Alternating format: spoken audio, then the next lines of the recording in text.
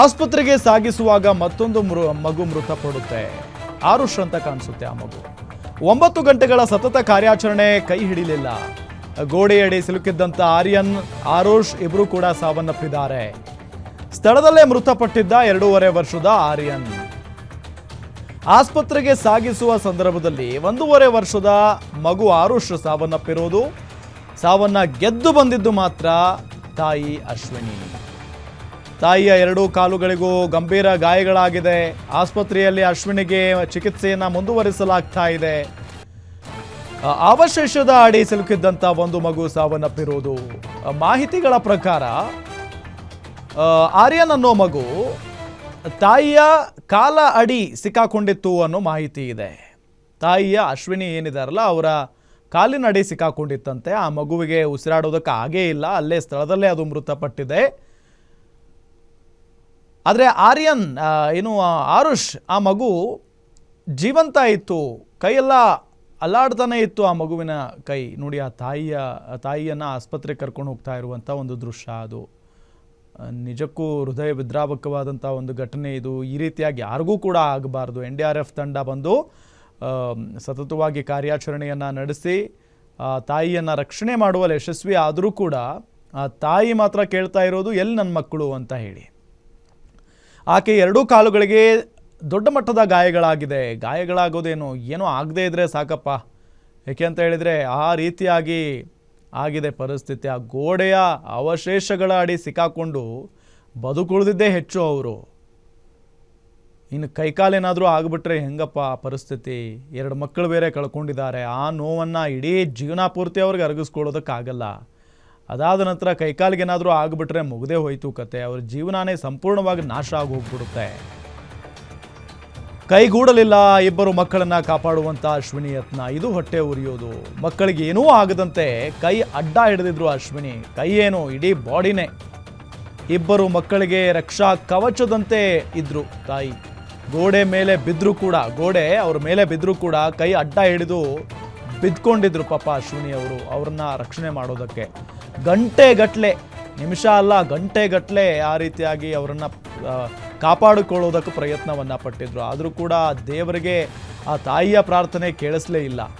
ತಾಯಿಯ ಎದುರೇ ಮೊದಲ ಮಗ ಕಣ್ಮುಚ್ಚಿತ್ತು. ಆಸ್ಪತ್ರೆಗೆ ಸಾಗಿಸುವಾಗ ಇನ್ನೊಬ್ಬ ಮಗ 1.5 ವರ್ಷದ ಮಗ ಆರುಷ್ ಸಾವನ್ನಪ್ಪುತ್ತೆ.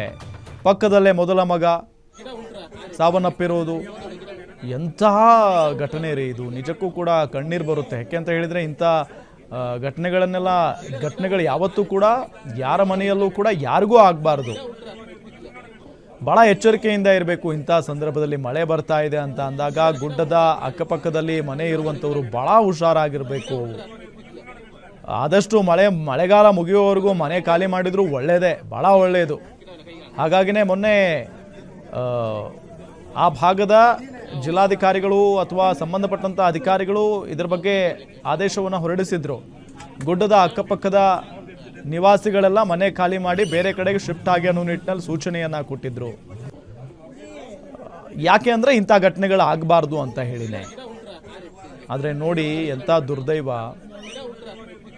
ಗಂಟೆಗಳ ಕಾಲ ಆ ಗೋಡೆಯನ್ನು ಹೊತ್ಕೊಂಡು ನಿಲ್ತಾಳೆ ಆ ತಾಯಿ.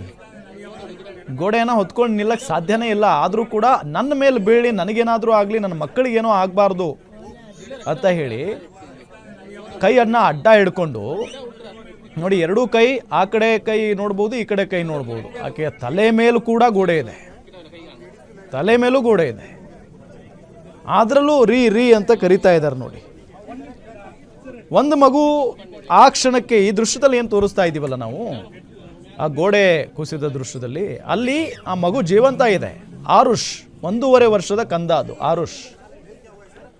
ಇನ್ನೊಂದು ಮಗು ಇದೆ, ಅದು ಕಾಣಿಸ್ತಾ ಇಲ್ಲ ಇಲ್ಲಿ. ಬಟ್ ಆ ಮಗು ಆ ತಾಯಿಯ ಕಾಲಡಿ ಸಿಕ್ಕಾಕೊಂಡಿದೆ ಅನ್ನೋದು ಗೊತ್ತಿರುವಂಥ ವಿಚಾರ. ಆ ತಾಯಿಯ ಕಾಲಡಿ ಸಿಕ್ಕಾಕೊಂಡಿದೆ, ಅದಕ್ಕೆ ಉಸಿರಾಡೋದಕ್ಕಾಗಿಲ್ಲ ಪಾಪ. ಉಸಿರಾಡೋದಕ್ಕಾಗದೆ ಆ ಮಗು ಅಲ್ಲೇ ಸಾವನ್ನಪ್ಪಿದೆ. ಆ ತಾಯಿಗೆ ಗೊತ್ತಾಗಿಲ್ಲ.